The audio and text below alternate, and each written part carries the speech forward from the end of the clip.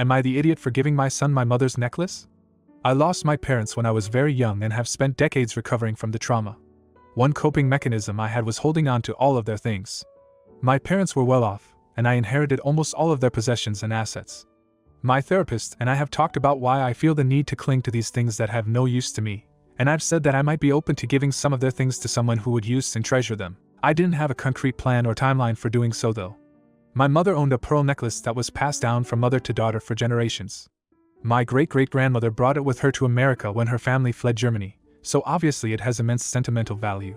My mother didn't have a daughter, so the necklace, like everything else, has been sitting in my house for decades unworn. So, onto my son. He is very into style and fashion. He wears lots of different types of outfits. He'll wear a suit and tie to a work function and then a miniskirt and mesh shirt to go clubbing with his friends.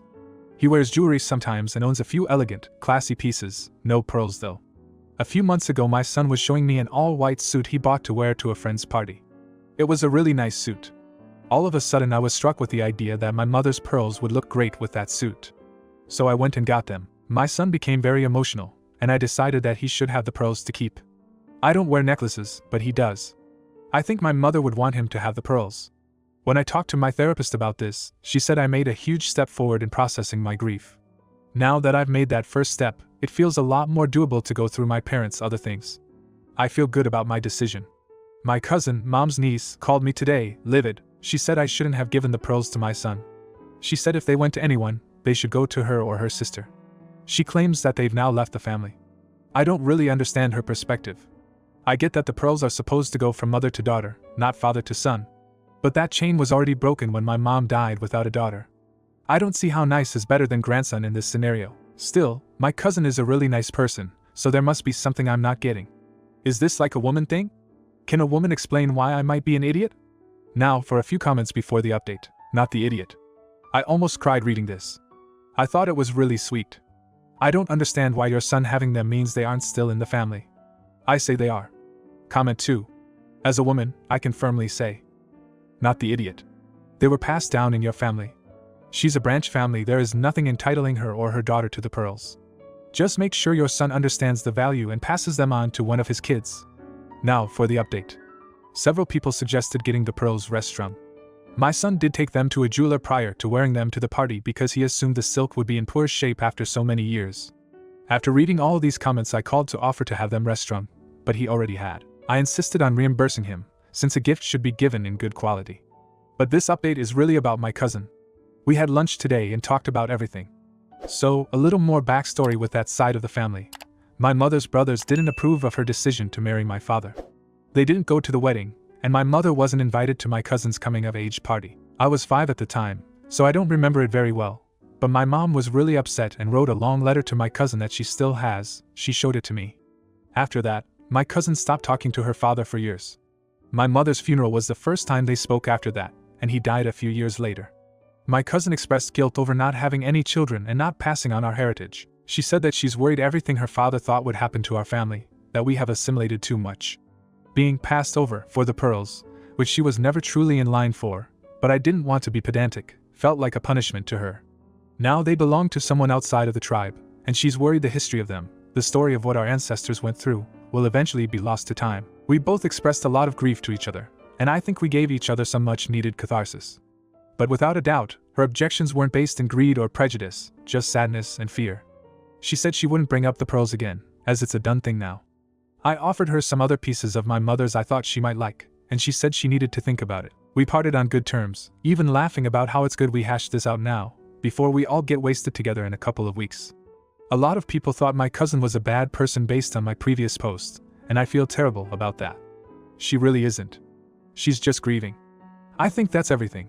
But if I forgot to address something you can ask about it in the comments. Oh, and I did give the earrings to my daughter as well as my dad's watch to my second son, his class ring to my third, cufflinks, heirloom, to my fourth and my mom's bracelet she got the day I was born to my youngest. So everyone got something. Comment 1. You made absolutely the right choice with the necklace, evidenced by the care your son immediately put into preserving the piece. Many people wouldn't even have thought about having the integrity of a jewelry item checked before wearing it. I'm supposed to get my grandfather's watch. You can bet it's going to be restored and all parts serviced before I wear it. Well done for preserving family tradition in keeping with a modern era.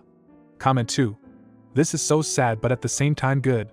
I wish you and your family luck, and hopefully, you and your cousin will be able to move past this. May I suggest maybe seeking a professional to talk about those issues?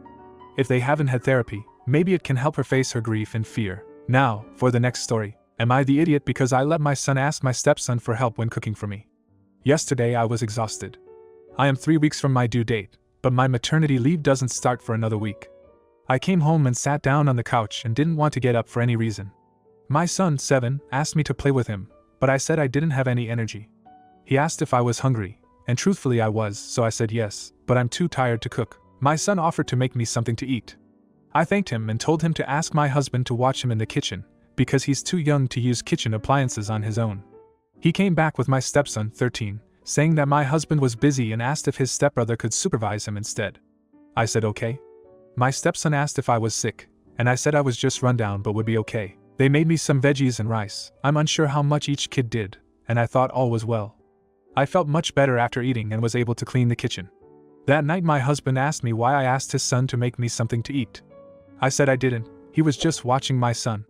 My husband said my stepson ended up doing almost everything for him, because he was worried he would get hurt, and my stepson was in the middle of a school assignment when my son interrupted him. I said I didn't know that he was busy. He didn't tell me that. He didn't have to help my son when he asked. My husband said my son told my stepson I was sick, and that's why he stopped his assignments, and then he didn't want to be rude. I ended up snapping at him that maybe he should have come out to check on me himself when my son went to ask him for help. He said that has nothing to do with the situation and, "My kid isn't your servant." I was so pissed and told him to frick off and not talk to me the rest of the weekend.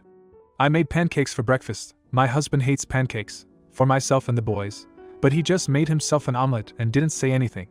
The thing is, my stepson must have said something to him, or he wouldn't have even known they cooked for me. So my stepson must honestly feel wrong. Am I crazy? Was I unreasonable to let my son ask my stepson for help?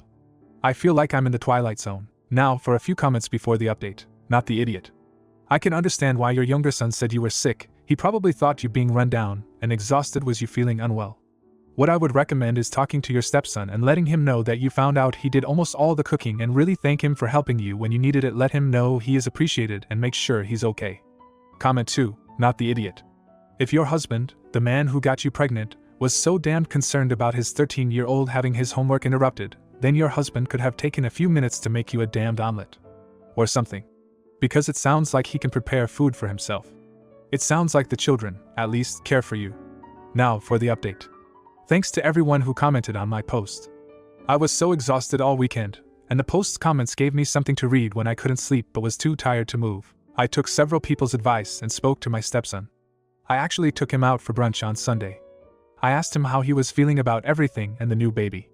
My stepson said he was kind of nervous to meet the baby, because he's never lived with a baby before and doesn't know what they like. He said his stepbrother was easy to make friends with, because he likes games and toys. But babies can't play most games or with any of his toys, so how will he make the baby like him? I told him that the baby will love him, because he's going to be his older brother, so the baby will grow up with him as a role model. He was reassured by this. I also thanked him for helping me when I was overwhelmed. I told him he can always come to me for help when he is overwhelmed with anything. He ended up telling me that he is nervous about the 8th grade. We have a high school program in our district. You need high grades to qualify for that. My husband wants him to get in, and it's pretty much dependent on his school performance next year. We talked about his nervousness and agreed we would talk about it more in the future as well. I'm really glad we had our talk, and it was in large part because of all of your encouragement. So thanks again. Comment 1. Open and honest communication is always going to help. The key is making sure to use it while you have the energy because, as you well know, there will be times when you just need to shut down for a while. Glad you sorted things out with your stepson. I highly recommend one-on-one time with each kid like this as they grow up. It really makes them feel heard. Next step, sort things out with your husband. Comment 2. Others have commented on whether you've talked to your husband about how shitty he was to you, as they should. But is he putting too much pressure on his son? Does your stepson even want to go to that other school? Grades and best schools aren't everything. He's such a kind and caring boy. I'd hate for him to suffer because of your husband's demands. Try to protect him, please. Now, for the next story. Would I be the idiot if I didn't get my sister a wedding gift? Okay, so I, male 25, am a wedding planner, so when my sister, female 32, announced she was getting married, most of our family, including her included, assumed I'd help plan it for her. I initially didn't really want to, as her wedding is right in the middle of busy season, so I'd miss out on gigs that would pay, but then I decided that she's my sister, and this would be a good wedding gift and would just help with the wedding stress. She was so happy when I agreed, and we started going over her plans and themes. I found some venues and we went to look at them.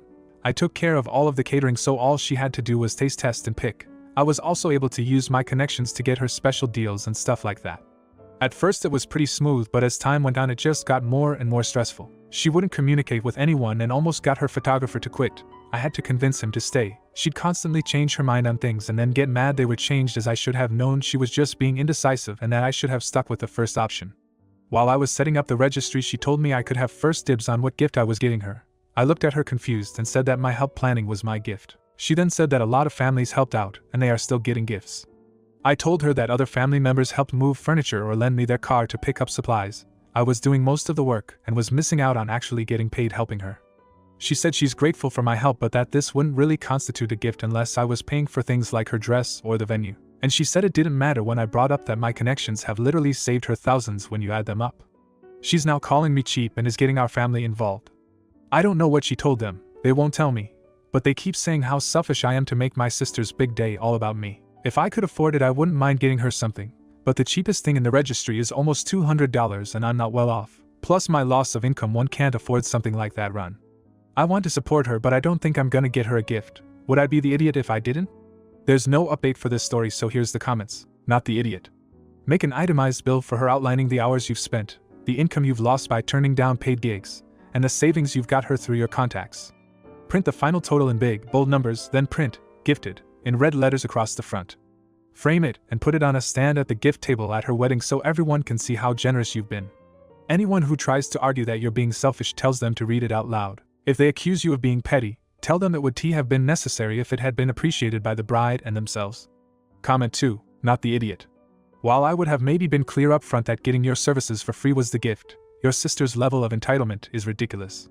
Frankly, I'd hand your sister a bill for the work you did that highlights the money you saved her with your industry discounts, and say either she can pay you and you'll get her something off the registry, or this and your continued free labor can be the gift. Helping out is when someone comes over to make favors, helps transport items, or decorate. You are providing a service and coordinating an entire event for her.